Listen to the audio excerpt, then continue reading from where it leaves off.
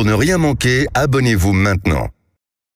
Les vraies voix Sud Radio, 17h-20h, Philippe David, Stéphanie Demuru. Bienvenue dans les vraies voix très dissipées ce soir. On est très heureux en tout cas de vous accompagner en cette fin d'après-midi. On espère que votre journée se passe bien. On va faire en sorte en tout cas que ça continue dans ce sens. Bonsoir Philippe. Bonsoir Stéphanie. Et vous bonsoir. Êtes en pleine forme. Hein. Oui, absolument. Comme vous, on se marche dessus en début de tranche. Non, mais c'est pas grave. C'est ça les bonnes équipes. Au moment du coup d'envoi, parfois le milieu de terrain de droite va à gauche, au centre, et puis après ça roule tout seul quand on a surtout des coéquipiers comme les vraies voix du jour. Et nous, on est quoi? On est ailier.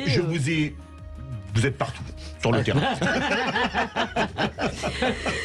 En tout cas, voilà, on est avec ce soir, vous l'aurez compris, Philippe Bilger, Elisabeth Lévy, Olivier D'Artigol. Bonsoir à tous les trois. Bonsoir. Bonsoir. Alors, au sommaire de cette émission, le déplacement de Emmanuel Macron en province. Courage ou inconscience, on en débattra à 17h30. Le chef de l'État est en Alsace cet après-midi pour parler réindustrialisation. Demain, ce sera dans l'Hérault pour parler éducation, un retour sur le terrain pour tenter de renouer avec les Français. Mais il fallait évidemment s'y attendre. Philippe, c'est sous les huées que le chef de l'État a été accueilli. Oui, on va lui faire un petit comité d'accueil, avaient dit les opposants. Alors évidemment, il y a eu les bruits de casseroles, il y a eu les manifestations, il y a eu les invectives en tête-à-tête, il y a même eu la coupure de courant pour l'usine que visitait le président de la République. Alors est-ce que pour vous, alors que l'opinion publique est à fleur de peau, ces voyages en province sont de la provocation? Est-ce que c'est insensé? Est-ce que c'est logique? Est-ce que c'est du courage ou est-ce que c'est de l'inconscience? Dans tous les cas de figure, un seul numéro pour répondre, le 0826 300 300. Fonds Marianne, est-ce un scandale d'État? À 18h30, le coup de projecteur des vraies voix après la plainte déposée contre X par Anne Hidalgo, après la réclamation d'une commission d'enquête parlementaire par le RN et le PS. Le gouvernement a jusqu'à ce soir pour fournir l'ensemble des documents du Fonds Marianne au président de la commission des finances du Sénat. L'heure tourne. Philippe. Oui, c'est pour Claude Raynal, sénateur PS de la Haute-Garonne, qui a demandé, et l'objectif est simple, il ne peut pas y avoir de non-réponse et la lumière doit être faite sur ce scandale. Alors est-ce que pour vous, l'État doit faire ce qu'il veut de l'argent public pour aider telle ou telle association, ou est-ce que pour vous, on doit quand même un peu surveiller pour que ça tourne pas trop au copinage? On va en parler et on sera d'ailleurs avec Gérald Andrieux qui a mené l'enquête pour Marianne à ce sujet. Vous pensez que c'est un scandale d'État ou vous pensez que non, circulez, il n'y a rien à voir? Dans tous les cas de figure, Zach attend votre appel. Toujours au 0826 300 300. Et tout de suite, c'est le tour d'humeur des chroniqueurs. Les vraies voix Sud Radio. Nos chroniqueurs, Philippe Bilger, Elisabeth Lévy, Olivier D'Artigol. Philippe Bilger n'est pas chroniqueur, il est procureur. Et procureur, non, vous allez bien aujourd'hui? Chroniqueur et procureur accessoirement. Ça s'appelle le cumul des mandats. C'est un cumul. Voilà. Vous allez bien, les vraies voix? On est mieux accueillis qu'Emmanuel Macron, c'est clair. Alors ça, C'était pas très difficile. Bah, d'ailleurs, si on nous coupait le courant, on serait un peu ennuyé. Hein. Voilà. Oui, et puis en plus, c'est bien, quand je vois Olivier, je me sens presque macroniste. Ça commence. En tout cas, enchanté, Isabelle. Vous êtes en forme, Olivier? Oui, pas très loin bien. de l'étape. Oh, ça fait un moment que je suis pas rentré à Pau, mais je rentre demain, ça me fait plaisir. Ah, C'est Non bien. pas que l'air de Paris ne soit pas... mais c'est bien de rentrer aussi. mais c'est bien d'aller à Pau. Puis l'air de Surtout que le Paris, président, allez peut-être, depuis que le croiser, président Emmanuel Macron chante sur les routes. les Pyrénées, ça me fait un peu... Vous penser la au connaissiez, pays. le refuge, comme chanson? Un peu. Moi, je la connaissais pas par cœur. Vous pouvez pas nous la chanter un petit coup? Non. Vous êtes sûr? Oui. C'est dommage, les auditeurs Moi, je perdent. connaissais la chanson italienne, mais Refugio. Ah oui, Ah, c'est ça, mais c'est elle n'est pas pas le genre. facile à chanter, celle-ci. Non, hein. mais je ne la chanterai pas. Non, mais là, je pense qu'il disait ça parce qu'il avait envie de chanter, Philippe Bilger. Non, non. Qu'il est bon de s'endormir au refuge le soir, près du feu qui s'éteint, au pays des isards. Oh, Comme c'est beau. Oh, c'est beau. Au pays des C'est quoi, Isards. les Des Isards Isards. L'Isard, c'est le Des chamois Isards. des Pyrénées. On sera Et- aussi en compagnie de Corinne, hein, qui nous vient de De Chamonix. Alors là, c'est pas les Isards, c'est les chamois. À Chamonix. Bonsoir, Corinne. Ouais. Et les bouquetins, hein. Bonjour les vrais Et voix. putain, exactement. Et bonjour Philippe, je vous adore. Oh, merci. Comme toujours. Ah, c'est Philippe Et Bilger donc, qui Mais vous je parliez. l'avais Ah, pris c'est pour Philippe. moi. Non, c'est Quelle vous. demande. Ah, merci. Non, j'aime bien aussi Philippe déjà, mais c'est surtout vous parce que j'aime votre humanité et votre intelligence. Oh Oh, non. là là là là. Vous Alors avez là, dû confondre. vous lui avez Corinne, fait sa c'est pas- soirée. Je n'ai pas Corinne. payé. Vous lui avez fait sa soirée. Intelligence, oui. Humanité, ça dépend des moments quand même. Hein. Alors, Corinne, on vous a préparé avec Justine et Stéphanie un spécial Kikadi. Qui allez-vous vouloir affronter ce soir entre Philippe Bilger, Elisabeth Lévy ou Olivier d'Artigol? Vous avez un adversaire dont vous rêvez? Moi, je suis adversaire avec Elisabeth Lévy. Très bon choix, vu que je suis complètement débranché depuis 2 jours. Je veux dire, vous allez gagner facilement, chère Corinne. Bon, on va voir ça tout à l'heure. En tout cas, un duel de femmes. Merci Corinne, vous restez avec nous. Et tout de suite, la petite chanson du jour. Je suis assez fière de ma trouvaille. Écoutez. Licence 4. Et c'est une excellente idée C'est de pour Stéphanie. inaugurer tout simplement la tournée d'Emmanuel Macron dans la France, voilà, profonde, renouer avec les Français. Bah, vous Je avez suis pas peut-être sûre une qu'on chance l'invite à d'entrer boire dans un son petit coup à la service maison.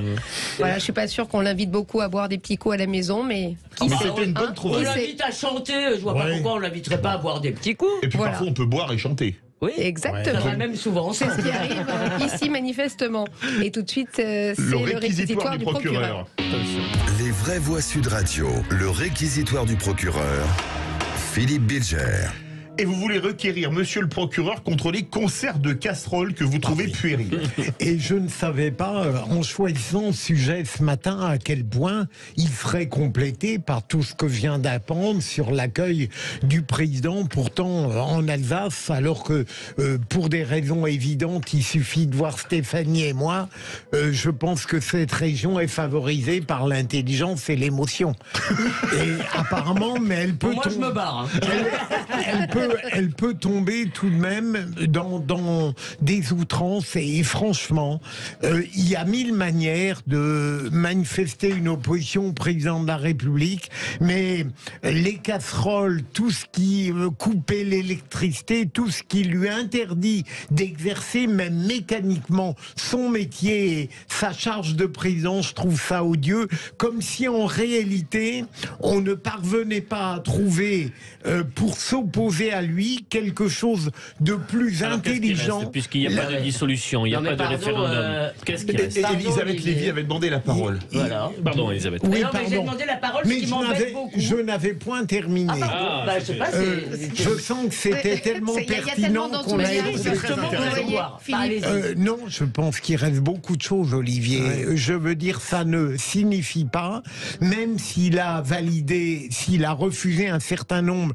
de processus démocratiques, qu'on n'a pas le droit d'être intelligent dans l'opposition qu'on formule. Et en tout cas, on doit le laisser vivre et présider correctement. Elisabeth. Non mais moi, si j'ai voulu parler, c'est parce que je suis presque vexée. Ça vous arrive jamais. Je l'avoue, j'ai fait ma chronique hier, ce matin sur cette chanson et j'ai employé le mot infantilisme. Et moi, je suis absolument d'accord. Si vous voulez, ce côté, tu nous as pas écouté, alors nous, on va pas te laisser parler, on t'écoutera pas non plus, nananer.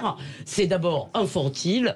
C'est, si vous voulez pas comprendre, c'est pas notre pote le président et qu'il y a effectivement, on peut pas dire qu'il n'y a pas des moyens de s'opposer. Ça fait 2 mois que nous vivons sous l'empire des manifestations. C'est une protestation. Après, il a pas retiré sa réforme, il respecte les institutions.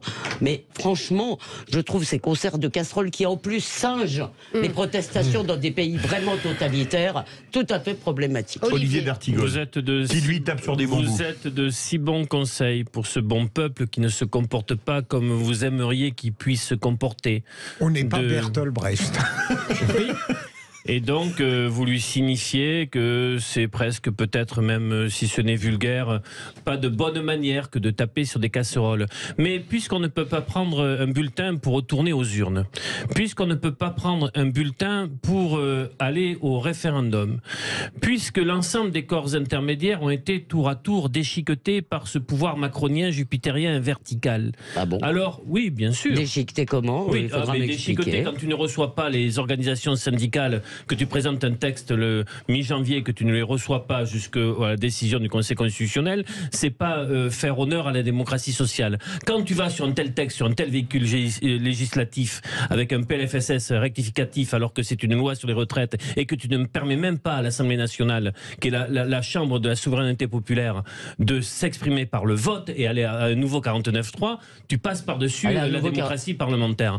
Donc on a le droit de critiquer Macron sur tous les termes, mais pas le peuple. peuple. terminé. Donc, On peut pas critiquer le peuple. Tout cela a été additionné, bien sûr que tu peux critiquer le non, peuple. apparemment pas. Tout cela a été additionné, alors que voulez-vous? Il y a des pauvres bougres qui se saisissent de casseroles et qui vont taper devant. Des victimes. Écoutez, si c'est la manière qu'il restera pour se faire entendre, pour dire nous ne voulons pas ces 64 ans, il y aura des bruits de casseroles sur les jours, les semaines et les mois à venir. On va ouvrir le débat dans quelques instants. Restez avec nous, on se retrouve dans quelques petites secondes en direct sur les vraies voix.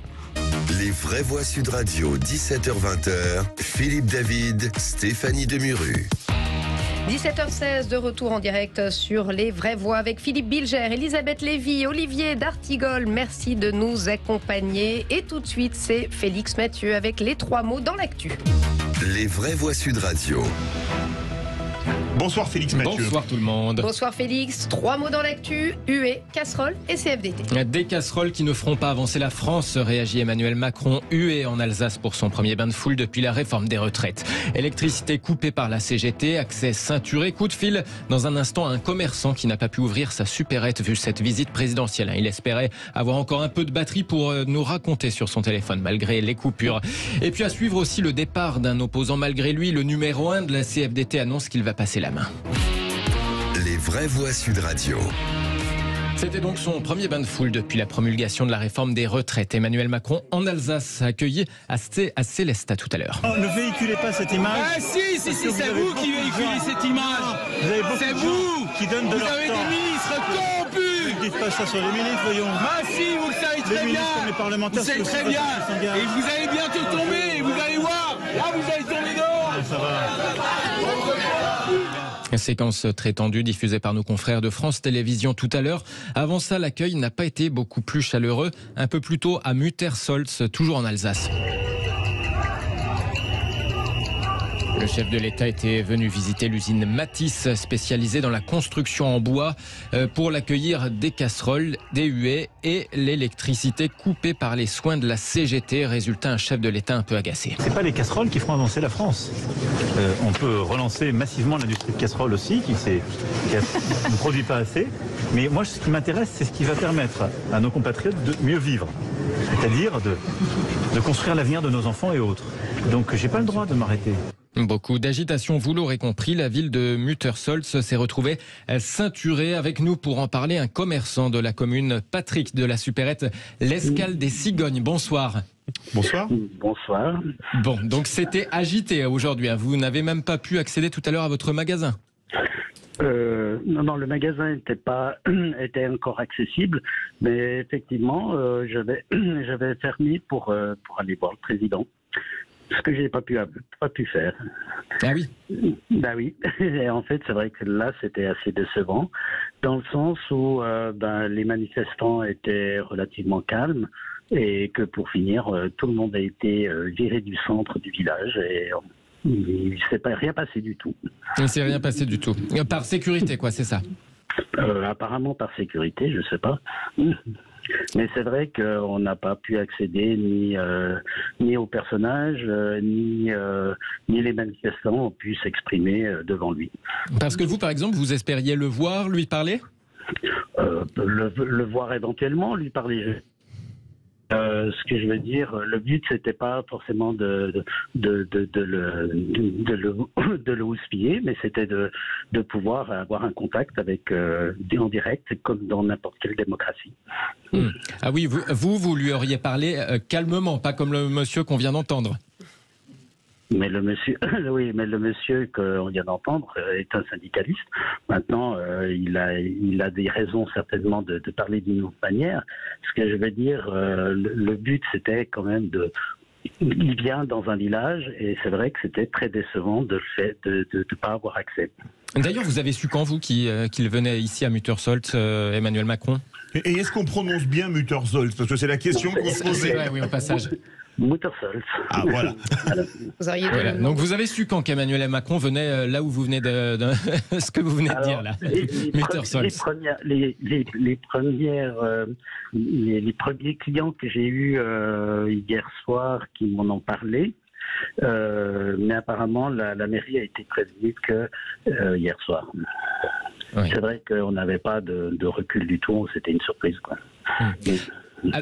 Alors le chef de l'État a enchaîné ensuite, c'est devenu plus calme. Là, vous avez bien pu ouvrir la boutique, tout est revenu à la normale. Écoutez, tout est revenu à la normale à partir de 15h45. Est-ce que l'électricité est revenue? Je vois qu'on a la chance de pouvoir vous parler. Vous aviez un doute même tout à l'heure sur le fait d'avoir encore de la batterie à l'heure de notre entretien. L'électricité est revenue, il n'y a pas de souci. Donc ça avait été coupé en fait pour la venue du président de la République et pas seulement dans l'usine visitée, c'est ça? Alors tout le village apparemment était en blackout. Oui. Ah oui. Vous êtes resté combien de temps sans électricité? Alors l'horloge de la mairie indiquait 12h42. Et c'est revenu à 15h. Ah oui, quand même. Ah oui, d'accord, donc c'est quand même une belle coupure, là, oui. Bon, en tout cas, à défaut d'avoir pu le dire directement à Emmanuel Macron, vous avez une petite idée de ce que vous auriez voulu lui dire? Vous pouvez le dire sur Sud Radio, tant qu'à faire au passage. Écoutez, moi, ce que j'aurais voulu lui dire, c'est de pouvoir écouter et de pouvoir communiquer avec les Français et de pouvoir justement avoir un contact. De plus être dans cette position de tour d'argent, de tour d'ivoire. Eh bien, merci en tout cas, merci beaucoup Patrick de la supérette L'Escale des Cigognes à Muttersolz. Merci d'avoir pris quelques minutes pour nous raconter l'ambiance ici sur Sud Radio. Évidemment, ça sera l'objet de notre débat tout à l'heure. Courage ou inconscience, c'est vrai que c'est hué, ça ne laisse pas indifférent. On en débattra. Venons-en au départ annoncé aujourd'hui du numéro 1 de la CFDT, Laurent Berger. Et oui, le numéro 1 du premier syndicat de France, puisque la CFDT a désormais doublé la CGT. Laurent Berger a annoncé tout à l'heure vouloir passer la main à sa numéro 2, Maryse Léon, à partir du 21 juin. C'est une nouvelle figure de la lutte contre la réforme des retraites qui quitte le navire après son ex-homologue de la CGT, Philippe Martinez, remplacé par Sophie Binet. L'intransigeance de Laurent Berger avait agacé dans les rangs macronistes alors que la CFDT était considérée comme plus réformiste, plus conciliante que les autres organisations syndicales. Je crois qu'on est en train de vivre une grave crise démocratique et on avait une crise sociale qui se transforme en crise démocratique. Mais je crois que personne ne peut être surpris des positions des organisations syndicales, nous l'avons dit dès le départ. La crise démocratique de Laurent Berger qui avait agacé jusqu'à la présidence de la République. La question de l'âge de départ à 64 ans était une mesure rédhibitoire de la réforme, même pour la CFDT, n'en déplaise au gouvernement. Laurent Berger et Emmanuel Macron étaient plutôt d'accord pourtant il y a quelques années pour souhaiter une réforme des retraites à point. En tout cas, tout à l'heure en Alsace, Emmanuel Macron a plutôt rendu hommage au leader syndical sur le départ. Très honnêtement, c'est quelqu'un sous différentes conditions avec qui moi j'ai toujours très bien travaillé. C'est pas un désaccord sur un sujet qui vaut pour toute une relation. C'est quelqu'un pour qui j'ai du respect, oserais-je dire de l'amitié, avec qui j'ai toujours eu des discussions, d'ailleurs bien au-delà de ses simples fonctions de son mandat, sur aussi la vie et le reste de la société, qui a joué un rôle, et qui joue encore un rôle important dans un grand syndicat français. Et donc c'est plutôt du respect et de l'amitié. Et après, on peut avoir des désaccords. On a eu des désaccords, on les assume et l'un et l'autre. Il y a des choses aussi sur lesquelles on a travaillé ensemble. Le partage de la valeur qu'on va mettre en projet de loi, c'est le fruit d'un travail, d'un engagement de son syndicat. Beaucoup de choses sur lesquelles on a pu travailler ensemble. Donc voilà. Emmanuel Macron tout à l'heure en Alsace au micro de nos confrères de BFM TV. Laurent Berger a donc annoncé son départ à la tête de la CFDT ce matin devant le Conseil national de la centrale. Puis ensuite dans une interview au journal Le Monde. Merci Félix Mathieu, c'est une grande figure du syndicalisme qui s'en va. Depuis quelque temps, je ne découvre pas le syndicalisme, mais j'ai un héros syndical, c'est Laurent Berger.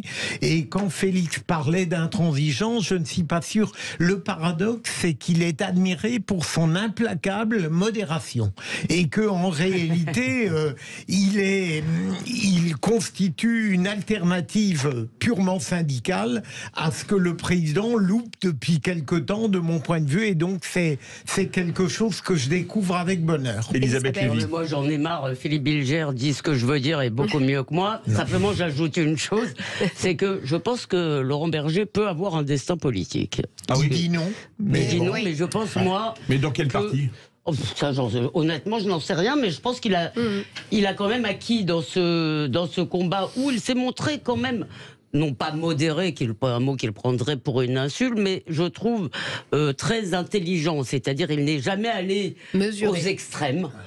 Par exemple, quand il avait dit si l'Assemblée vote le texte, quand même, ça veut dire quelque chose. Alors elle l'a pas voté. Oui, Il y a eu 49.3, finalement ça s'est pas passé. Mais c'est quelqu'un qui avait combattu cette réforme pendant 3 semaines de façon quand même très, et qui dit si elle est votée par l'Assemblée nationale, il n'a pas dit on s'incline, mais il dit quand même ça change un peu la donne. Et j'ai trouvé ça très intelligent. Alors Emmanuel Macron n'a pas osé saisir cette perche. D'ailleurs, je pense qu'on peut tous regretter qu'il n'ait pas eu le cran d'aller au vote, parce qu'à mon avis, la volonté des députés de rester en place aurait suffi à lui donner sa majorité. Olivier, c'est qu'une grande figure de la CFDT après Chirac et Nota. Il fait 10 ans à la tête de la centrale.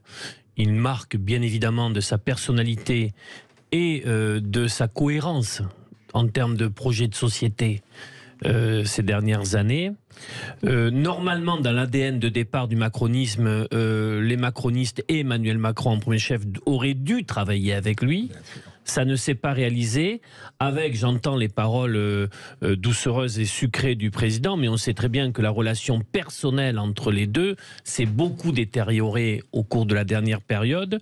Il dit en effet dans l'entretien qui est publié dans les colonnes du Monde qu'il n'ira pas à la prochaine élection présidentielle, tout en ayant quand même des réponses très politiques à un très grand nombre de questions dans cet entretien, où il dépasse très largement la simple question du champ social et syndical. Et d'ailleurs, il renvoie la patate chaude aux responsables politiques de la gauche, de cette famille sociale démocrate, disons, en leur disant mais si vous attendez de moi j'attends de vous que vous vous remettiez au travail. C'est une formule qu'il a dans cet entretien. C'est quelqu'un qui va encore peser dans la vie nationale en termes d'alternative au macronisme. Merci à tous les trois, merci à Félix Mathieu, et on se retrouve dans quelques instants donc pour le grand débat du jour. Macron, courage ou inconscience? Et pour le moment, vous êtes 92% à dire inconscience. Quoi que vous pensez, on vous attend à un numéro, le 0826 300 300, pour échanger avec les vraies voix.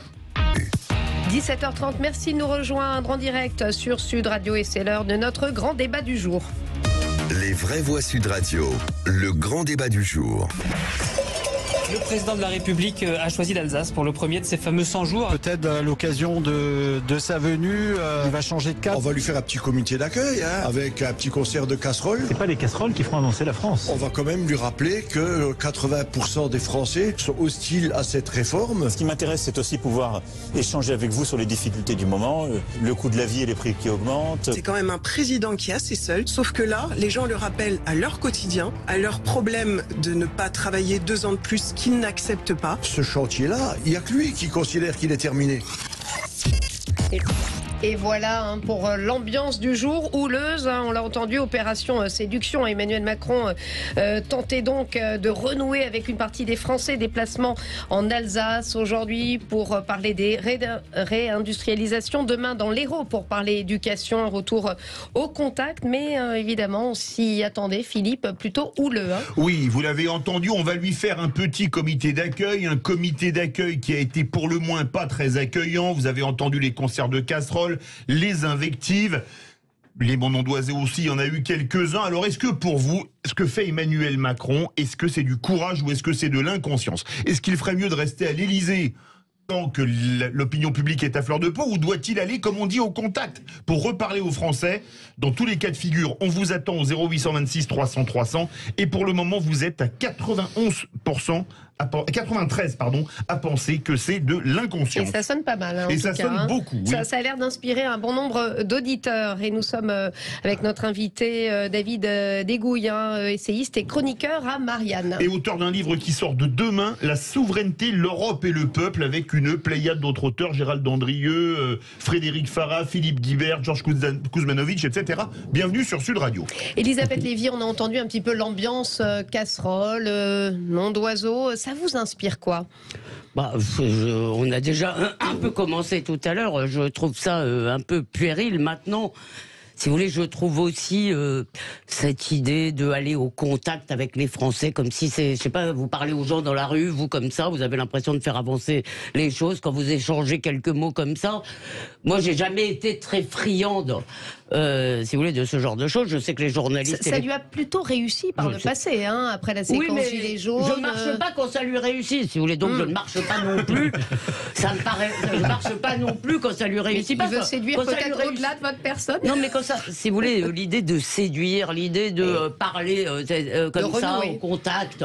C'est pas ça le contact. Un contact humain, ça suppose une discussion longue, complexe, avec des arguments, des échanges. Ça ne se passe jamais dans une visite présidentielle. Philippe Bilger, est-ce que pour vous c'est de l'inconscience ou est-ce que pour vous c'est du courage ? Ni l'un ni l'autre, je pense. Est-ce qu'il a vraiment le choix? À partir du moment où, bien sûr, je ne discute pas la légitimité de sa présence, à l'Élysée jusqu'en 2027, il ne peut pas passer tout son temps se terrant à l'Élysée. Il est obligé de sortir un petit peu. Et bien sûr, on peut tout lui dénier, mais il a un certain courage dans le contact physique. Il n'a jamais eu tort en tant que ministre, lors du premier quinquennat non plus. Mais il me semble qu'il ne devrait pas abuser de ses sorties, parce qu'en réalité, abuser de ses sorties, c'est avoir une conception un petit peu familière du rapport avec le peuple. Il me semble qu'on peut rester parfois à l'Élysée en montrant par son attitude régalienne, présidentielle, psychologique, intellectuelle, qu'on ne méprise pas le peuple. Il y a 1000 manières de montrer qu'on est en empathie avec lui. On n'est pas obligé d'aller lui taper dans le dos en permanence. Olivier, courage ou inconscience pour vous? Je suis un peu comme Philippe. Aucun des deux mots ne me va.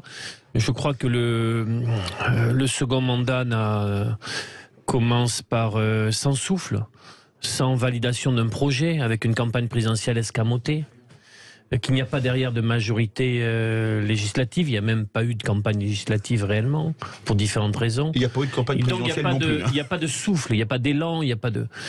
puis, il ne peut pas refaire le coup du grand débat. La martingale a été utilisée une fois. Ça a été une belle opération de com', mais sans véritablement d'issue, de réponse politique forte. Il peut pas faire le coup de j'ai changé. Il a fait après la crise sanitaire. Il a changé souvent. Donc il y a mais il n'a pas vraiment le choix dans ce cas. Non, mais il y a vraiment quelque chose maintenant qui relève pour moi d'une insincérité permanente. Ouais. En fait, je crois qu'il y a là, plus par-delà le débat politique qu'on peut avoir sur sa politique, de quel bois est-il fait réellement? Elisabeth, vous fait réagir David. Un mot là-dessus, il me semble d'abord que j'ai le sentiment qu'il a souvent des sincérités successives, c'est-à-dire qu'il pense ce qu'il dit au moment où il le dit. Ce qui va dans ton sens. Ça s'appelle le en même temps. Hein. C'est un problème, mais je ne suis pas sûr que ce soit un menteur. Moi, ce qui me frappe, en fait, et ça m'a frappé dans l'histoire de la chanson, c'est qu'il a oublié que à l'âge numérique, il n'y a plus de corps du roi. C'est-à-dire qu'il ne peut pas y avoir d'un côté la personne privée qui ferait ce qu'elle veut, ce qui était probablement qui était un peu le cas du temps de Louis XIV, et de l'autre côté la personne publique. Quand vous vivez sous l'espionnage permanent, sous la surveillance permanente des réseaux sociaux, il n'y a plus... Vous faites référence à la chanson d'hier, c'est ça? Absolument. Oui. Mais c'était voulu. Non, ça, c'était maîtrisé. Vous croyez vraiment que le président de la République va dans le 6e arrondissement en disant ça. Non, mais attendez, il est président de la République, il se doute bien que... Eh bien justement, parce qu'il ne sait pas qu'il n'y a pas de corps du roi, il se comporte comme s'il pouvait être une personne privée. J'ai du mal à penser qu'un homme qui maîtrise aussi bien la communication y aille par hasard. Vous vous trompez. Mais peut-être, ou peut-être pas. David Bégouille. Alors, moi, je suis assez d'accord avec tout ce qui a été dit jusque-là. Je vais rajouter quelque chose d'autre. Il me paraît alors c'est pas du courage, pas du tout, pas de la conscience non plus. Je dirais qu'il en a pesanteur en ce moment. C'est-à-dire que ça rappelle une chanson de Calogero. Tout à fait. Et c'est pas forcément. Alors c'est beaucoup de sa faute. Avec tout ça, je ferai pas la séquence sur les retraites où j'ai beaucoup de choses à lui reprocher. Mais il y a quelque chose dans les institutions qui ne lui est pas du tout favorable et qui fait que pour moi, il a déjà fini son mandat avant même de l'avoir commencé. C'est le fait qu'il puisse plus se représenter. Et la guerre de succession, elle est déjà ouverte. On la voit pas. Elle est à bas bruit. Mais le fait qu'il ne puisse pas se représenter, il doit s'agiter. Il ne sait plus comment se tenir. Lundi, il nous fait quelque chose effectivement, qui ressemblait avec des éléments de langage. Moi, j'ai eu l'impression vraiment que c'était ChatGPT-3. Vous avez écrit une tribune là-dessus qui avait demandé ChatGPT qui écrivait. Voilà. Moi, je pense que là, c'était plutôt du niveau du 3 que du 4 en plus. Donc, c'était vraiment. Je me demande comment les gens ont dû zapper. Je sais pas, j'ai pas suivi. Ça fait 15 millions quand même. Oui, mais 15 millions au plus fort. Oui. Voilà. Et le fait qu'il puisse pas se représenter, on a déjà des gens qui s'agitent derrière lui, des François Bayrou, des Édouard Philippe, alors Darmanin, je n'en parle même pas. Et cette réforme qui a été voulue par Nicolas Sarkozy et qui, par son admiration pour le modèle américain, pour moi, c'est un très mauvais coup donné aux institutions parce que on a un président de la République qui finalement ne sait plus comment se positionner. Philippe Bilger, avant d'aller au 0826 300 300. Alors, David, je ne suis pas totalement de votre avis. Bien sûr, on peut considérer que le fait qu'il ne puisse plus se représenter en 2027 est un handicap qui explique une démarche relativement erratique. Mais je penserais plutôt l'inverse. Je veux dire par là qu'on aurait pu espérer de lui, à partir du moment où il ne peut plus se représenter en 2027, qu'il ne soit pas soumis à cette alternative terrible dans notre démocratie pour un président, ou bien de tomber dans une sorte de pratique présidentielle autoritaire, régalienne, insupportable, ou bien le pire, le contraire, dans une sorte de laxisme total. Il avait la possibilité de viser et de présider juste, précisément parce qu'il ne peut plus se représenter. Et ça n'est pas celle qu'il paraît choisir. Mais on est-il capable, voilà. On va aller voir ce qu'en pense Corinne, notre auditrice du soir à Chamonix. Corinne, vous, courage ou inconscience de la part du chef de l'État ? Alors, moi, rien, ni l'un ni l'autre. Courage, pas. Non, moi, le courage, c'est Samuel Paty, c'est nos militaires qui meurent à l'étranger, c'est nos lanceurs d'alerte. Donc, il n'a pas de courage, vu que les barrières ont été mises avec des gens sélectionnés, avec des CRS partout, on bloque les villes, donc pas de courage. Après, la conscience, pour moi, la conscience, c'est de faire une politique pour les vieux. Et moi, moi, je vais avoir 60 ans, donc je suis déjà un peu vieille. Mais vous voyez, quand je vois Bilger, Monsieur Bilger, excusez-moi, parce que c'était Philippe David que j'adore. Il va se vexer, Corinne, attention. Je pense qu'on pourra aller boire des canons ensemble, on s'entendrait bien. Alors, par contre, la conscience, c'est de faire une politique pour les vieux. Et ça se voit. Quand vous voyez Madame Lévy et Monsieur Bilger, mais ils ont perdu leur âme d'enfant, taper sur des casseroles et se retrouver et discuter. C'est aller au bistrot, boire des coups, aller à des kermesses, faire de l'associatif, discuter. Quand on perd son âme d'enfant, après c'est difficile qu'on vous écoute. Je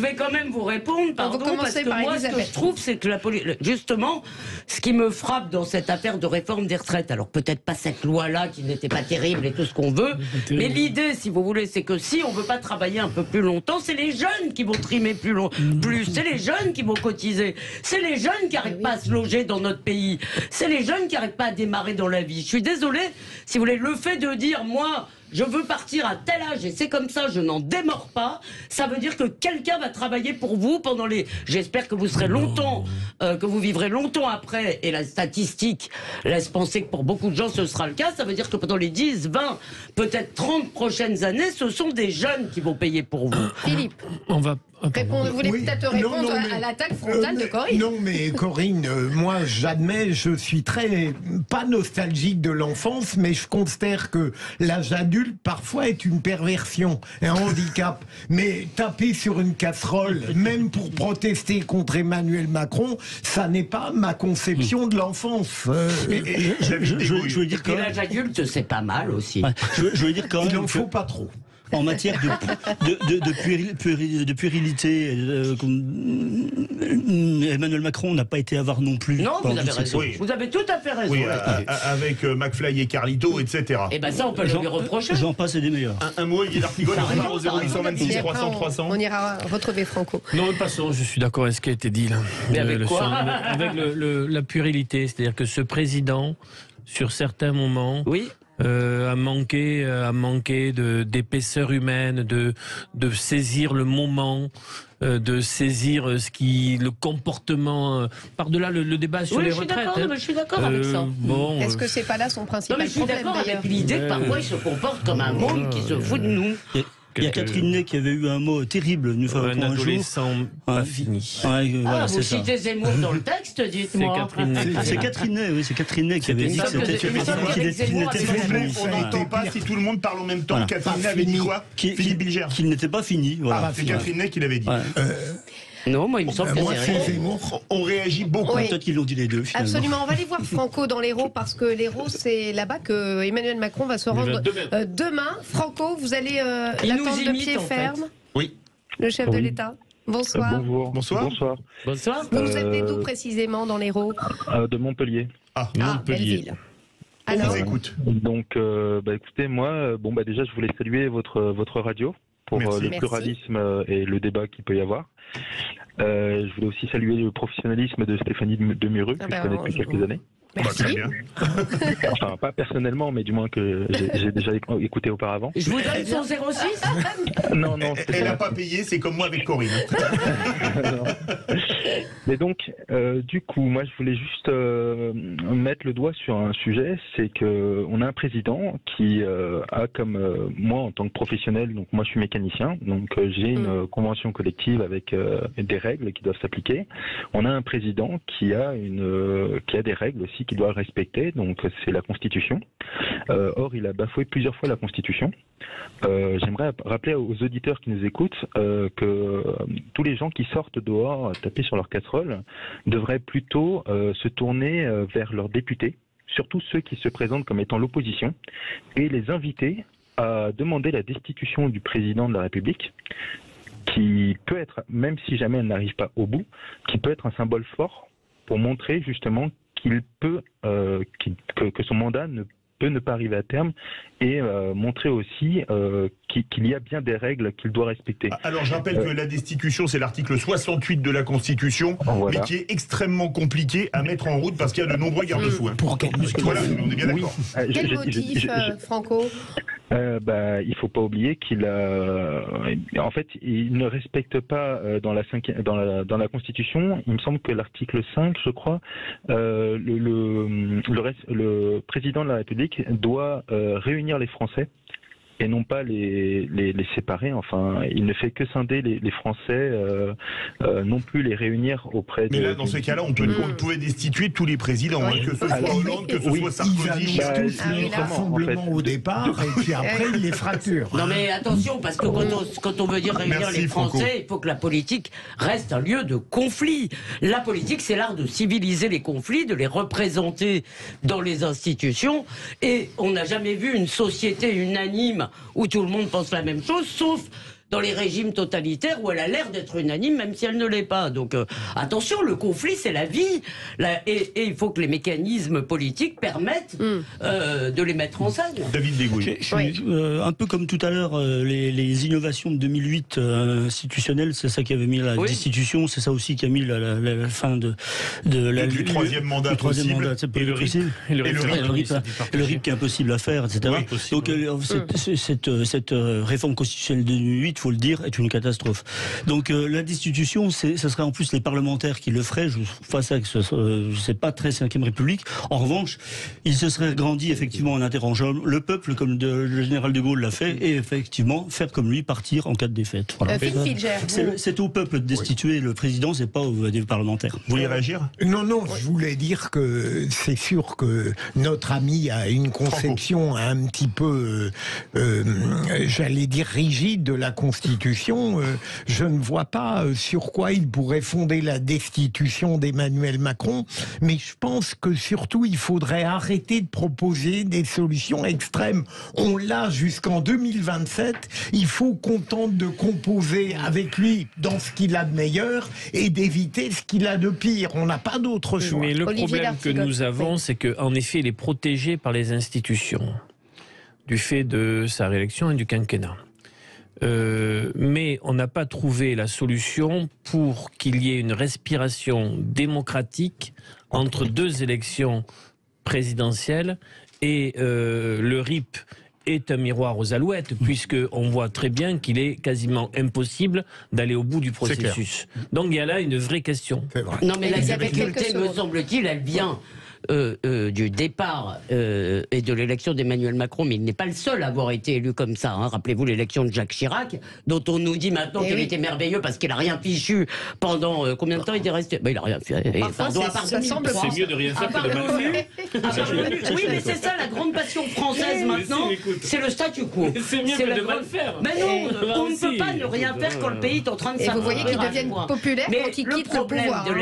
Le problème d'Emmanuel Macron, c'est que dès le lendemain de son élection, il n'est pas légitime aux yeux des gens même qui l'ont élu. Et moi, pour m'en prendre un petit peu, parce que je pense que j'en ai un peu assez d'entendre. Non, j'en ai assez d'entendre que Macron est responsable de tout. Moi, je voudrais dire que les électeurs qui l'ont élu, alors qu'ils ne partageaient absolument pas sa vision du monde, sa vision de la France, qui ont cédé à un chantage stupide sur le Rassemblement national, les soi-disant fascistes qui étaient à nos portes. Et mais on peut vouloir ne pas voter Marine Le Pen quand même. D'accord, mais t'avais le choix entre Marine Le Pen et Macron. Ça reste possible. Non, t'avais pas un nouveau débat, on est déjà en retard. T'avais le choix entre Marine Le Pen et Macron. Si vraiment tu détestais Macron au point où il a l'air détesté, il fallait pas les lire. Merci, en tout cas, c'était un débat qui a Dégouille, auteur d'un livre qui sort demain, La souveraineté, l'Europe et le peuple. L'auteur, c'est l'association des Amis de Coralie Delhomme. Je tiens à le dire, je suis un des co-auteurs. Bon, je préside effectivement l'association, mais l'auteur, c'est l'association des Amis de Coralie Delhomme. Et merci à nos auditeurs. Parce que c'est un des rares journalistes que je connais. D'ailleurs, moi-même, j'ai beaucoup plus changé que lui. David a une sorte de cohérence et de fidélité qui l'honore. Merci. On termine sur ces mots aimables. On se retrouve dans quelques instants pour le quiz de l'info. Merci. Merci de nous rejoindre en direct sur Sud Radio avec notre joyeuse équipe. Et David Dégouille nous a finalement pas quitté du tout. Il est resté. Il aime tellement notre compagnie qu'il va faire le quiz avec nous. David joue avec moi. D'accord. Et mais non, vous êtes avec. Ah non, contre l'auditrice. Tu es toute seule. Corinne, vous avez choisi d'affronter Elisabeth Lévy. Vous parlez pour deux, largement. Corinne. Les vraies voix Sud Radio, le quiz de l'actu. Bah oui, parce que vous me l'avez pas laissé répondre pour les retraites. Ah mais on avait plus le temps. Alors là, maintenant, on est dans le quiz. Alors, Corinne, vous avez choisi d'affronter Elisabeth Lévy dans un duel de titans ou de titanes au féminin. Qui a retrouvé son âme d'enfant pendant la pub. Donc, voilà. Je crois pas. Bon, ça commence mal, votre duo à toutes les deux. Hein. Bon, allez. Philippe, à toi l'honneur. Allez, première question. Alors, c'est pas un Kikadi. C'est pas un Kikadi, c'est une question population. Selon un rapport du Fonds des Nations Unies pour la population, quel pays devrait dépasser la Chine en nombre d'habitants d'ici le 2020 Bonne réponse. David Dégouille l'a dit. Corinne l'a dit aussi, non ? Et Corinne l'a dit aussi. Oui, Corinne, c'était une symphonie. Question Kikadi. Par rapport aux propos de Bruno Le Maire pour lutter contre la fraude sociale et fiscale, Kikadi, jour 1 des 100 jours d'apaisement, flattait les préjugés xénophobes. Valo. Bonne réponse. Vous êtes redoutable. Non mais Olivier, il est imbattable au Kikadi. Depuis 5 heures du mat, il lit les journaux. 4-0. Allez, on continue. Encore un Kikadi. Kikadi. Je crois malheureusement que le président de la République s'est essuyé les pieds sur les travailleurs et les travailleuses. Bonne réponse de Philippe Billiger. Merci Philippe. Bah non, il est contre vous. Mais non, il est avec. Elle est contre Elisabeth Lévy. Non, mais là, Stéphanie, les règles, ça n'a pas du tout. J'ai jamais aimé les règles des jeux, j'ai jamais rien compris. C'est comme ça, c'est pipe. Ah, vous êtes du genre à tricher au Monopoly. C'est exactement ça. Question Kikadi, il faut déviriliser la politique. Sandrine Rousseau. Bonne réponse d'Elisabeth Lévy. C'était pas Elisabeth Lévy ? Non. Allez. Kikadi. On a assisté à un jeu de rôle, un théâtre d'ombre dans lequel il y a une complicité objective entre le pouvoir et l'intersyndical. C'est pas Marine Le Pen. Non, c'est pas un homme politique, mais c'est un homme qui parle à l'oreille de certains politiques. Non. Non. Vous avez dit Attali. Non.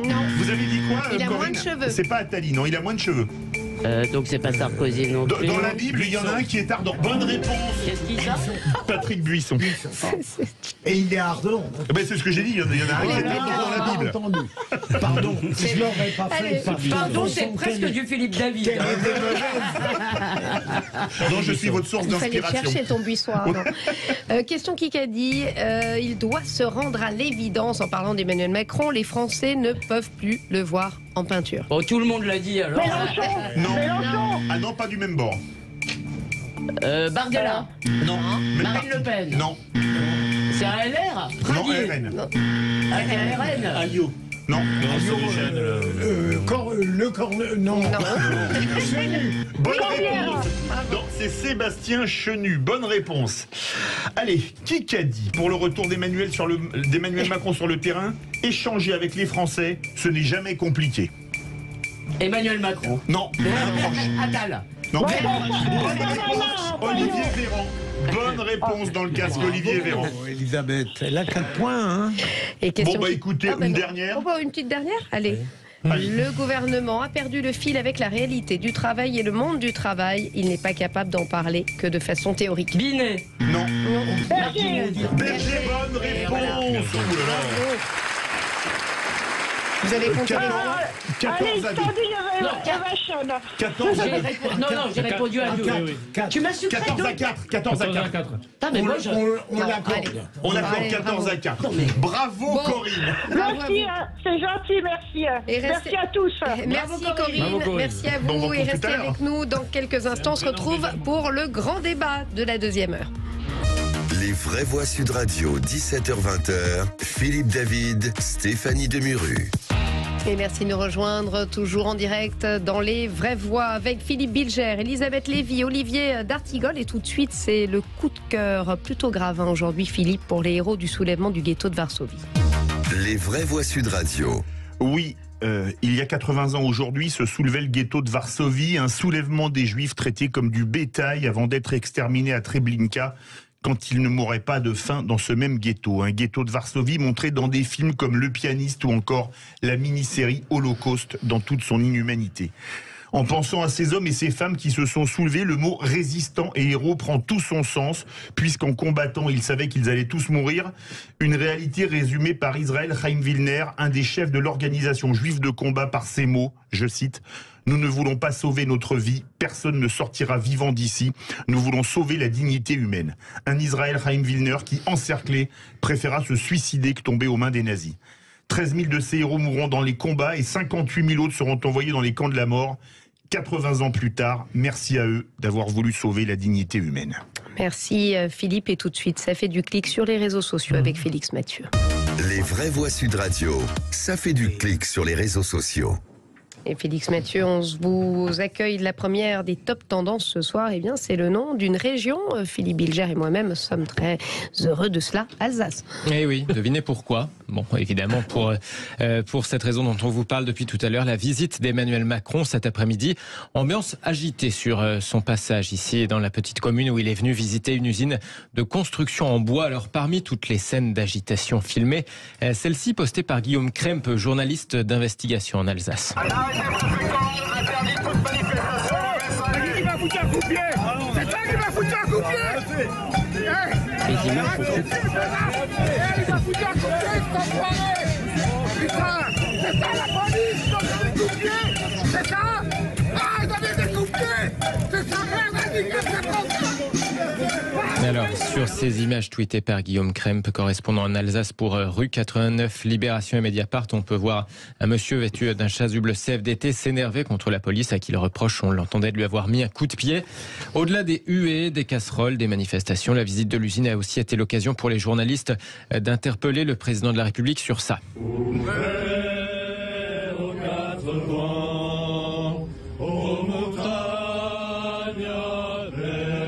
Vous les reconnaissez ? La chanson Le Refuge. Ah oui. Cette vidéo sur laquelle on voit le président de la République chanter un chant pyrénéen en présence de membres de Projet Canto, association accusée notamment d'appétence pour les chants du Troisième Reich ou du franquisme. Pour la petite histoire, la vidéo avait été postée sur Facebook, accompagnée de cette légende ironique. Il n'y a que la mafia et Projet Canto pour faire chanter un chef de l'État. L'occasion pour Emmanuel Macron, interrogé sur ce sujet en Alsace cet après-midi, eh bien de s'en prendre aux réseaux sociaux. Ces trucs-là, dit-il. Avec ces trucs-là, non mais les réseaux comme ça, c'est indébrouillable.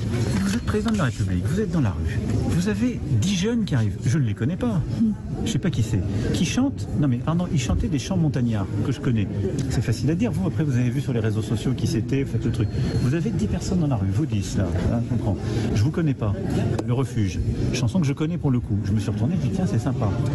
Ils me disent, tiens est-ce que vous chanteriez avec nous? Là c'est simple, vous leur dites non, etc.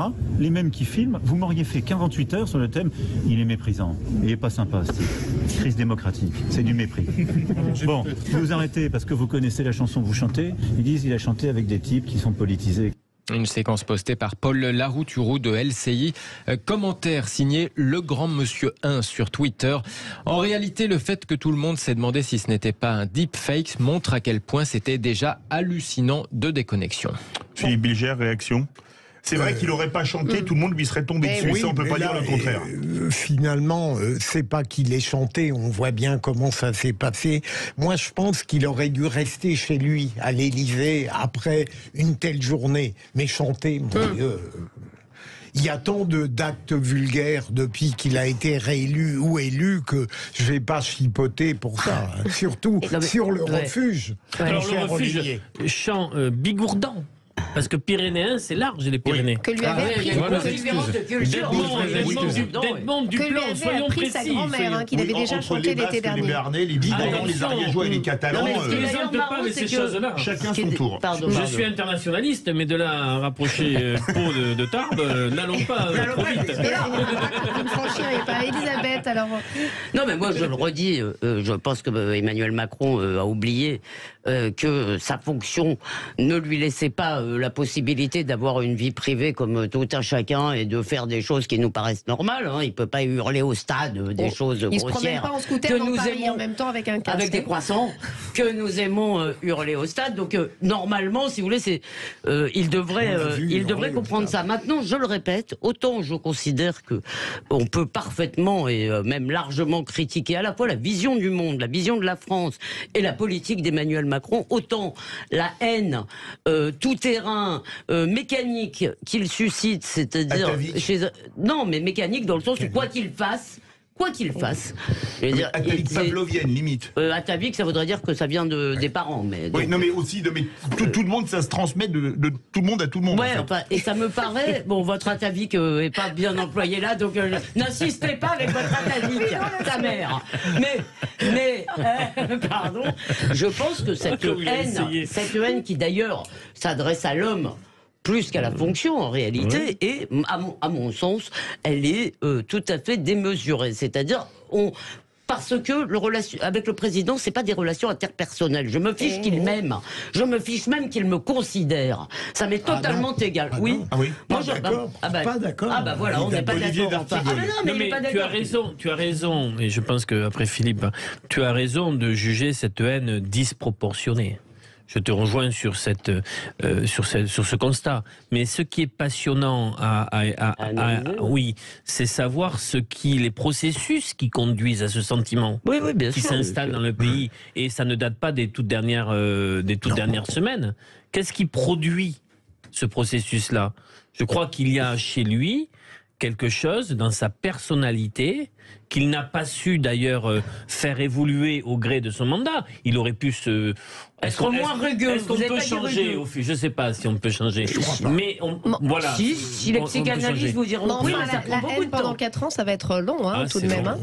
Non, mais Philippe Bilger. il est solide, hein, il est solide, et je me demande si d'une certaine manière, c'est ce rapport très singulier que les citoyens ont avec ce président-là, s'il ne s'en sort pas comme une sorte d'héroïsme pervers. Ça le singularise, en tout cas, c'est très clair. En tout cas, la haine est parfois proche de l'amour, on ne sait jamais. Peut-être que ça va bien se finir, cette histoire. Vécu, Stéphanie, non, pas du tout. Pas du tout. Voilà, on se retrouve tout de suite dans quelques instants pour le tour de table de lecture. Restez avec nous. Et nous sommes toujours en direct pour les vraies voix. Ça va, Philippe, vous passez ça va très bien. Bon moment. On a un trio de choc, donc c'est parfait. Tout le monde est de bonne humeur, il y a de l'ambiance. Il y a de la joie, comme chantait Charles Trenet. Et tout de suite, c'est le tour de table des vraies voix. Oh, dites, je vais envoyer les actualités. Vous venez les voir dans la cabine? Je vais vous raconter une histoire pas banale. Et vous me racontez pas votre petite journée? On a assez perdu de temps comme ça. Le tour de table. De l'actualité. Et on commence par vous, Philippe Bilger, Marie-Georges Buffet, une vie qui peut expliquer certains choix. Oui, Marie-Georges Buffet a fait l'objet dans Le Monde, vous savez, de cette rubrique qui est très... Dans le micro. Dans le micro, sinon on vous entend pas. Qu'est-ce qui serait passé si je n'étais pas né là? Et Marie-Georges Buffet m'a beaucoup touché parce qu'elle raconte une vie, une enfance vraiment modeste, misérable, sans aucun pathos. Elle a découvert très tôt le processus de la grève. Elle a découvert extrêmement tôt la honte d'avoir une pauvreté qui l'a fait tressaillir d'émotion et d'indignation. Elle découvre par exemple sa mère qui revient de chez le dentiste alors qu'on lui a enlevé toutes les dents et que les fils pendent, et c'est ce qui l'a conduit, elle l'explique très bien, à adhérer au Parti communiste. Alors je veux finir là-dessus, Stéphanie. Ça ne m'a jamais...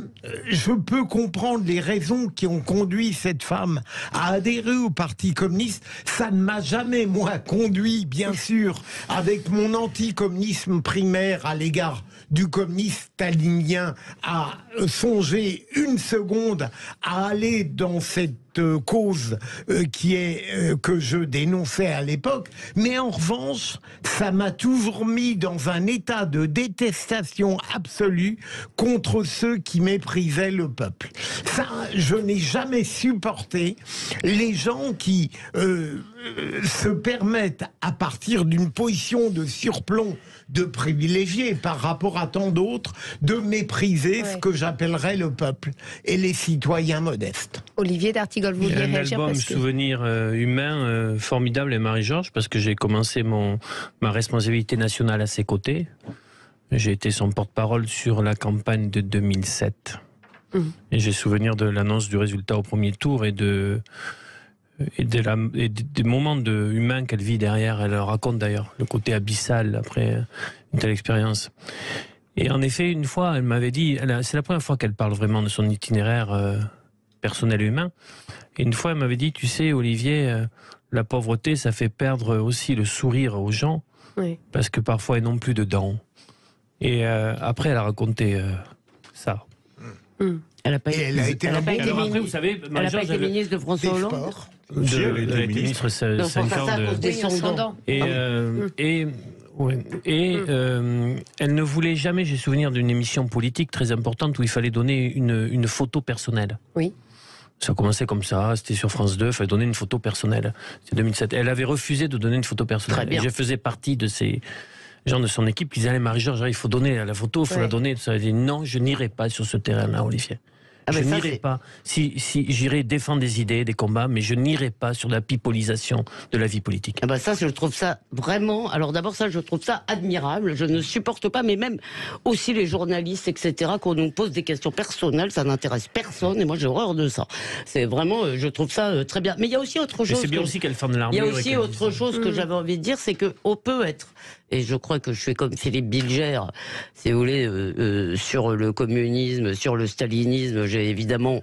Et je suis frappé d'ailleurs par le fait que le procès du communisme, contrairement à celui du nazisme, n'a jamais été fait. En revanche, il y a quand même quelque chose d'assez frappant, c'est que il y a d'un côté le communisme et toutes ces horreurs, des dizaines de millions de morts, je veux dire, et qui sont un peu passés à la trappe souvent, et d'un autre côté, l'épaisseur humaine du petit peuple communiste, notamment français, parce que il y a eu un communisme en France, si vous voulez, qui a eu beaucoup d'importance, qui a été d'ailleurs assez pro-soviétique pendant toute une période, mais qui malgré tout, contrairement au Parti socialiste, représentait ce peuple, ne méprisait pas non plus, justement, parce qu'aujourd'hui, vous avez une gauche, si vous voulez, qui, en gros, c'est les petits blancs. Les petits blancs, ils ont qu'à aller au RN. Et vous avez une espèce de culture, vous savez, humaine, communiste, qui malgré tout mérite aussi qu'on l'aime. On va passer à votre tour de table, Elisabeth Lévy. Vous voulez parler d'Hugo Clément et son débat avec Jordan Bardella. Oui, alors parce que donc Hugo Clément, je le rappelle, est un journaliste vraiment de gauche, peut-être même d'extrême gauche, dirions-nous, militant de la cause animale, et il est allé à la soirée de Valeurs Actuelles débattre avec Jordan Bardella d'écologie, parce qu'il dit qu'il veut convaincre les gens qui viennent à cette manifestation, il veut les convaincre, et ça, je trouve ça très bien. Alors là, si vous voulez, toute la presse de gauche a ses vapeurs. Je lis une phrase comme ça dans une tribune qui est parue dans l'IB, c'est que Hugo Clément a quand même été très bien, et ils ont leur vapeur, mais quand même il avait des bons arguments, tandis que l'autre, évidemment, il n'avait que des lieux communs, une absence totale de réflexion et des attaques préparées à l'avance contre les écolos wokistes qui font toujours se gondoler le public à mèche de l'hebdomadaire d'extrême droite. Le public à mèche de l'hebdomadaire d'extrême droite, ça je trouve ça génial. Or ce soir, il y a une émission.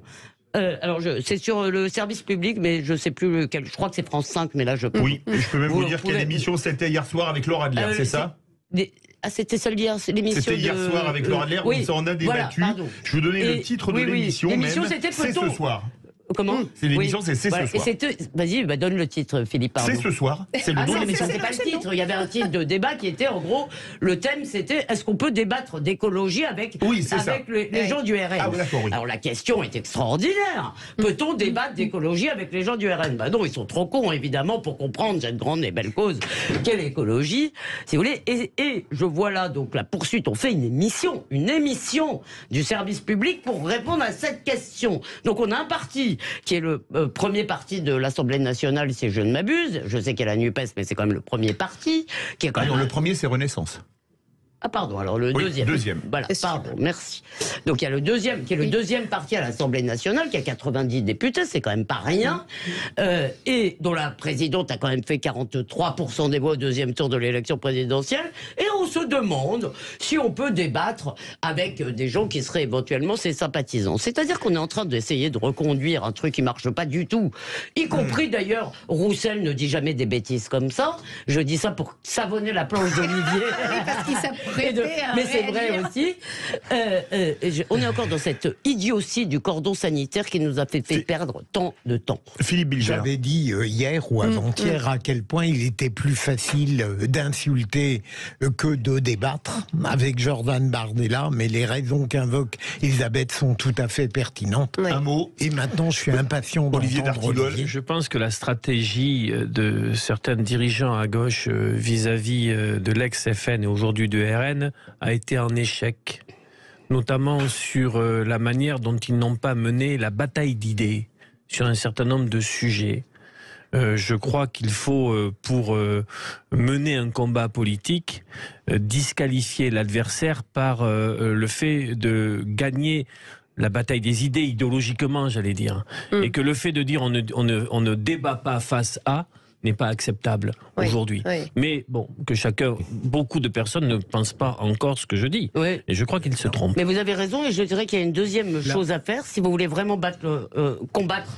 Si vous pensez que c'est ça l'objectif d'une politique, combattre le Rassemblement national. Être majoritaire sur des idées. Non, mais il faut peut-être répondre aussi aux questions que se posent ces électeurs. Et si on n'avait pas balayé d'un trait de main les questions des électeurs sur l'immigration, etc., on n'en serait pas là. Allez-y, Philippe, pardon. Non, je craignais qu'Olivier. Non, mais ça va être au tour de table, il me reste 1 minute. Ah oui, excuse-moi, Olivier d'Artigol, vous savez, on va souvent, vous écouter non, sur mais- le cri d'alerte du milieu psychiatrique. Oui, je reste.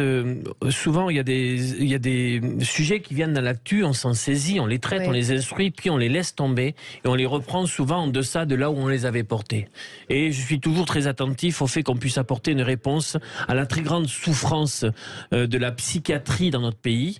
Puisque de nouveau il y a des alertes des médecins, des soignants pour dire l'état de détresse. Il y a une explosion pour des raisons que je ne peux pas ici développer, mais qu'on a déjà débattu, des consultations chez les psychologues, mais aussi dans des unités psychiatriques, sur tout un panel de souffrances psychiques, certaines qu'on peut juger plus importantes que d'autres, mais toutes sont importantes pour ceux qui les subissent.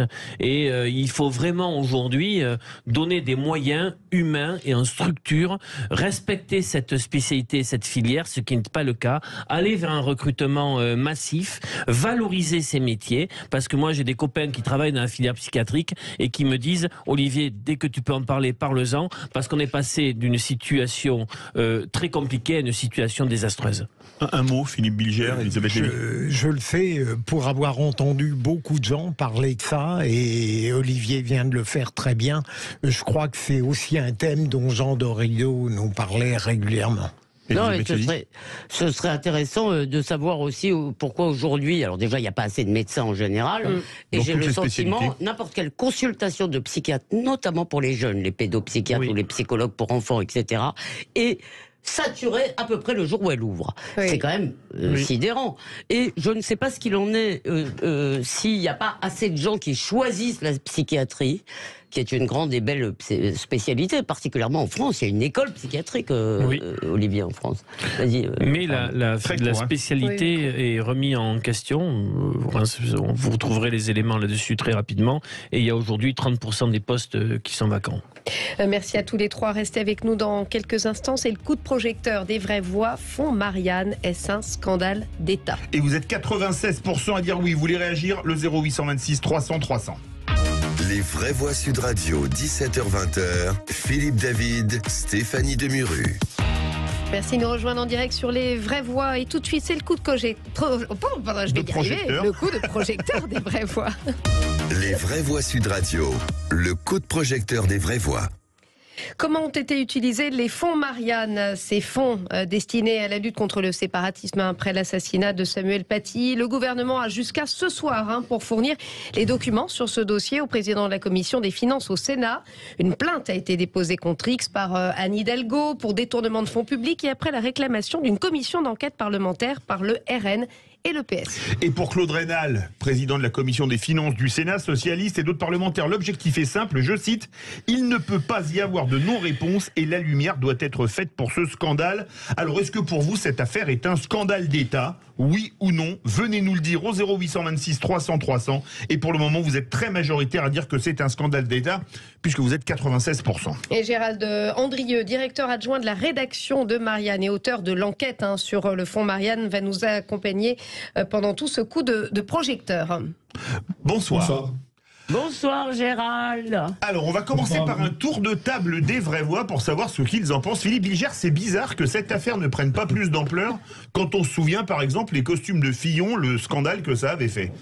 Vous enfoncez le costume dans la plaie de quelqu'un qui était pro-républicain.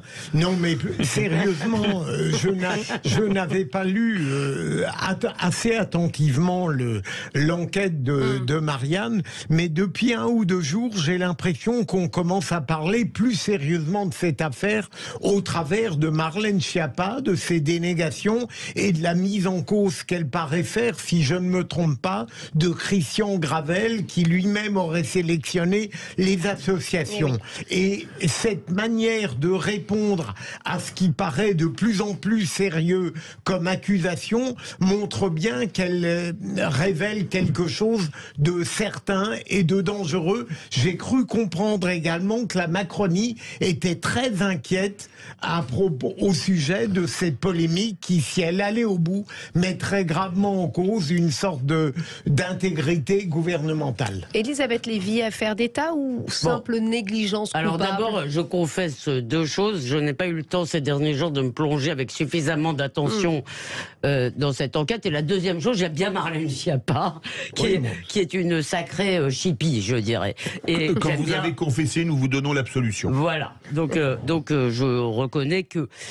En fait, je ne sais pas s'il y a vraiment eu... Parce que soit c'est de l'amateurisme, c'est-à-dire... Oui. Alors, il y a deux associations, sur toutes celles qui ont touché de l'argent... 17 qui sont au pas, total. sur les 17, il y a deux associations qui ne sont pas cachères du point de vue de l'objectif.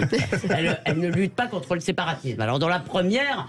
Il est possible qu'il se soit fait un peu avoir par la présence de Mohamed Sifawi, même si en l'occurrence c'était pas l'objet, puisque dans ses autres vies, Mohamed Sifawi se pique, d'ailleurs avec des méthodes tout à fait discutables, de lutter contre le séparatisme. Donc peut-être, est-ce que c'est de l'amateurisme, c'est genre il y a Sifawi, on donne, ou est-ce que c'est, comme l'a dit Philippe, un problème d'intégrité, c'est-à-dire de copinage? Je n'en sais rien, je ne suis pas sûr d'ailleurs que Schiappa ait été directement à la manœuvre, même si, comme ministre, c'est à elle. Il y a eu deux temps. Au début, elle a dit qu'elle ne s'en était pas occupée, mais on a appris après qu'elle avait validé. Pardon, pour une fois que je suis d'accord avec Caroline Fourest, ça doit être signalé de façon historique. Vous devez avoir tort. On m'a envoyé son édito, les 500 000 balles données à la Ligue des droits de l'homme, qui, comme elle le dit, est passée de la défense de Dreyfus à celle des islamistes, si vous voulez, me paraissent plus problématiques sur la question associative. Après, la méthode, je ne dis pas que c'est Olivier d'Artigol et Gérald Andrieux. D'abord, est-ce que nous sommes face à une affaire d'État? Nous verrons. Mais en tout cas, il y a déjà un dossier très solide. Moi, je rends hommage au travail d'investigation des journalistes. Qui ont rassemblé un certain nombre d'éléments. Les principaux protagonistes, d'ailleurs, ont dû commencer à s'expliquer, qui est glaçant parce que nous avons là, bien sûr, de l'argent public. Le fait le bon usage de l'argent public, la traçabilité est quelque chose d'important, mais d'autant plus sur une question de cette nature-là, la lutte contre l'islam politique. Après l'assassinat de Samuel Paty. Donc on voit bien la gravité, là, le caractère, extrêmement précis et douloureux de cette affaire et exigeant. Et véritablement, les éléments qu'on commence à rassembler montrent qu'il y a quelque chose qui, à ce stade-là, me paraît extrêmement grave et préoccupant. Et on va se tourner vers Gérald Andrieux, qui justement était auteur de l'enquête sur le fonds Marianne. Il pourra peut-être nous éclairer sur certains points, Gérald. Bonsoir. Oui, bonsoir. Bonsoir. Alors, affaire d'État, moi, je ne vais pas vous répondre sur ce plan-là. En revanche, ce qui m'a intéressé journalistiquement et ce qui doit titiller, à mon avis, la curiosité des citoyens et des gens autour de la table, c'est le secret qui entoure ce fonds Marianne. Parce que pendant des mois, on n'a pas su quelles étaient les associations qui avaient été financées, on ne connaissait pas les montants qui avaient été attribués, et on ne connaissait pas la nature du travail qui était fourni par ces associations. On ne connaissait pas d'ailleurs les missions pour lesquelles elles avaient été subventionnées. On savait simplement que le fonds Marianne, après la mort de Samuel Paty, était un outil pour subventionner des associations dans le but de lutter contre les séparatismes et s'adresser pour ce faire au plus jeune public à travers les réseaux sociaux et sur Internet. Donc affaire d'État, je ne sais pas, mais pourquoi y avait-il un tel secret autour de ces subventions? Et si vous me permettez, ce secret était tellement épais que pour la première fois dans l'histoire du CIPDR, qui est cet organisme qui distribuait ces subventions, pour la première fois, je le dis bien, ces subventions n'ont pas été versées aux jeunes budgétaires. Alors pour vos auditeurs, le jeune budgétaire, qu'est-ce que c'est? C'est le document qui permet aux parlementaires de savoir s'il y a un bon usage des deniers publics. Et bien là, par magie, on nous a expliqué, pour des raisons de sécurité, 2 millions d'euros ont disparu du jeune budgétaire. Et je ne sais pas si c'est une affaire d'État. En revanche, il y avait un secret qui était quasiment un secret d'État, alors que c'était une première pour le CIPDR. Deux questions, cher Gérald. J'en profite pour dire que lui aussi, il est allé à l'école Causeur et c'est un super journaliste. Deux questions. La première, est-ce que, je sais bien que c'était le secrétariat d'État de Marlène Schiappa qui était responsable de la chose, est-ce que vous savez qui était à la manœuvre et est-ce que selon vous, c'est un problème d'amateurisme ou d'intégrité? De copinage, voilà. Et la deuxième, je ne sais plus ce que c'était, mais répondez déjà à la première. Voilà, cher Gérald. Alors, Marlène Schiappa, on aimerait bien savoir effectivement si elle était au courant de tout. Elle se complaît dans le silence. Alors, nous dit-on, elle va parler. On aimerait bien. Il y a eu seulement un communiqué pour l'instant où elle dit « je suis au courant de pas grand-chose ». Mais il se trouve qu'il y a quelques mois, on l'avait eu, on avait échangé avec elle. La phrase est présente dans un premier papier paru en juin 2021 dans Marianne, où elle disait « non mais tout ça n'est pas secret, vous avez qu'à demander à l'administration, tout ça vous sera transmis ». Il se trouve qu'à ce moment-là, quand elle répond ça, elle n'est plus en poste puisqu'elle n'est plus ministre déléguée à la citoyenneté. Alors, est-ce que Marlène Schiappa savait? Christian Gravel, le patron du CIPDR, nous dit que Marlène Schiappa savait. Et Marlène Schiappa nous dit non, non, je ne sais rien, et renvoie toute la responsabilité à Christian Gravel. Il est en train de se jouer une sorte de renvoi de la patate chaude entre le politique et l'administration. Alors, moi, j'aurais du mal à savoir qui savait quoi exactement. Il y a 3 procédures qui sont en cours, une enquête administrative via l'inspection générale de l'administration. Il y a possiblement des suites judiciaires puisque le parquet, il y a un signalement qui a été fait avant même le dépôt de plainte par Anne Hidalgo. Et ensuite, vous en avez parlé, il y a possiblement des commissions parlementaires, d'enquête parlementaire qui vont avoir lieu. Sur la deuxième question, chère Elisabeth, est-ce que il y avait de la proximité avec certaines des associations. Dans l'enquête publiée par Marianne, oui, on explique que l'USPPM, cette première association, ses dirigeants ou certains de ses dirigeants connaissaient Christian Gravel précédemment. Pourquoi pas? Après tout, ils travaillaient sur le même sujet. Ce qui est le plus étonnant, c'est que cette association, son objet social, c'est pas du tout de lutter contre la déradicalisation. C'est une association qui est née à la fin du 19e siècle pour préparer les jeunes Français à la guerre qui allait venir face aux Allemands. Et donc, on se dit, pourquoi est-on allé chercher cette association qui aujourd'hui, en fait, possède un bâtiment et fait office de gymnase pour des associations à la fois sportives et culturelles, notamment une association pour les fans de l'émission Question pour un champion. Parce qu'on en est quand même là. C'est ça qui est le plus étonnant dans cette histoire. Vous n'aimez pas Question pour un champion. Non, je blague. Cette émission, mais est-ce que Question pour un champion, c'est un lien avec la déradicalisation et le séparatisme? Je ne suis pas sûr. Mais Gérald Dandrieux, est-ce qu'au moins à l'origine, il était légitime de créer ces fonds Marianne pour distribuer des fonds à des associations? Est-ce que d'abord c'était nécessaire ou pas? Ou est-ce qu'on aurait pu s'en dispenser? Et d'autre part, est-ce que seulement 2 associations ont en effet à être ciblées? Ou est-ce qu'il y a un gaspillage plus important? Alors, merci pour cette question, Philippe, parce que ça me permet de dire clairement que je travaille pour un journal qui s'appelle Marianne, et lutter contre le séparatisme, moi, ça ne me pose aucun problème. Je trouve que c'est d'ailleurs la tâche du gouvernement. Néanmoins, au fil de cette enquête, et désormais, je me pose la question si c'était vraiment une très bonne idée de confier cette mission à des associations. À vrai dire. Et ce secret qui entourait le fonds Marianne, nous expliquait-on, c'était pour des raisons de sécurité. Mais s'il y a des opérations pour faire du contre-discours en ligne, peut-être qu'il y a d'autres lignes budgétaires et peut-être qu'il y a des services de l'État qui sont là pour ça. Donc, pour répondre à votre question, Philippe, oui, pour moi, c'était une action nécessaire, d'autant que, on le rappelle, ce fonds Marianne naît après la mort de Samuel Paty, mort par décapitation d'un professeur d'histoire géo, ça a choqué tout le monde. Mais est-ce qu'il fallait passer par des associations? Je me pose la question. Est-ce qu'il y a d'autres associations? Il y a en tout 17 associations qui ont été financées. Certaines ont travaillé déjà précédemment avec le CIPDR et certaines ont fourni un travail très sérieux. Il faut le dire, parce qu'aujourd'hui, j'ai au téléphone, j'échange avec des associatifs qui se retrouvent un peu éclaboussés par cette histoire. Pour l'instant, il y a 2 associations qui ont été mises en cause. La première, l'USEPPM par Marianne. La deuxième, c'est Reconstruire le commun par Mediapart.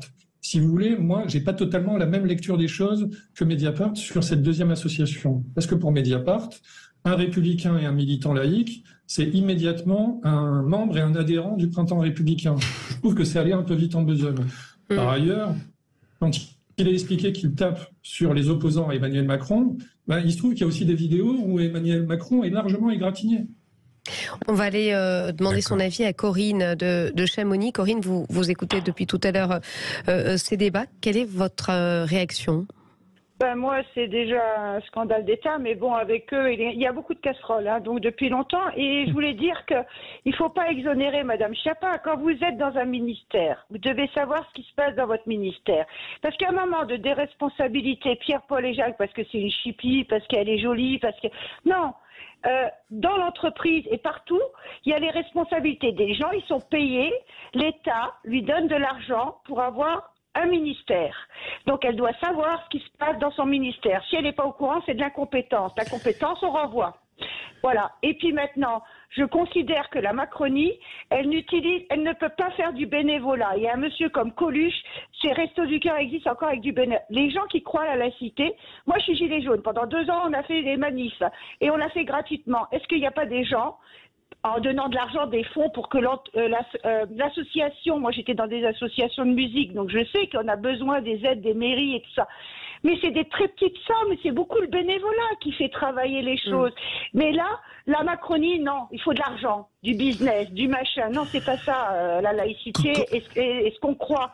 Ce qu'on croit, c'est plus important, la foi de ce qu'on croit. C'est pas parce que vous payerez des gens qu'ils auront plus de foi, plus de croyance en la laïcité. Il faut des gens qui soient convaincus. Et en France, il y a beaucoup de gens qui croient à la laïcité, qui sont honnêtes, qui sont sincères. Mais la Macronie, elle ne prend pas la force humaine. Elle ne le prend pas, ça. Faut payer. Corinne. Non, mais rien ne s'achète. Pas tout s'achète, justement, c'est ça. Corinne, c'est votre point de vue. Olivier d'Artigol veut réagir, Elisabeth Lévy aussi rapidement, et ensuite Gérald... Rapidement, à ce stade-là, il y a deux choses. D'abord, qu'on poursuive le travail de transparence, parce qu'il y a eu beaucoup de clair-obscur, de transparence sur comment ces associations ont été sélectionnées, quel était le cahier de charges, quels étaient les objectifs donnés à ces associations. Est-ce qu'elles ont pu atteindre ces objectifs ou pas?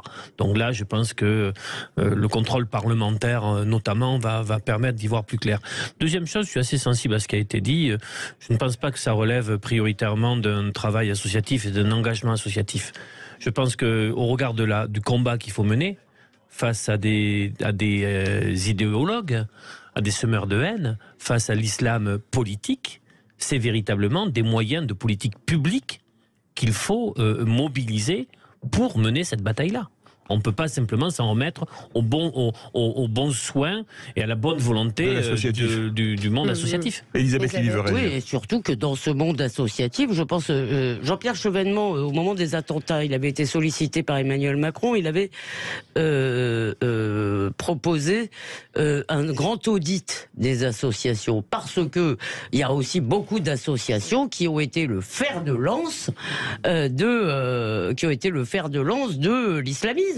Qui sous prétexte, qui disait on fait du soutien scolaire ou je sais pas quoi, et hop, que j'ai du fric de la mairie, et hop, que j'ai du fric de la mairie de Grenoble, etc., etc.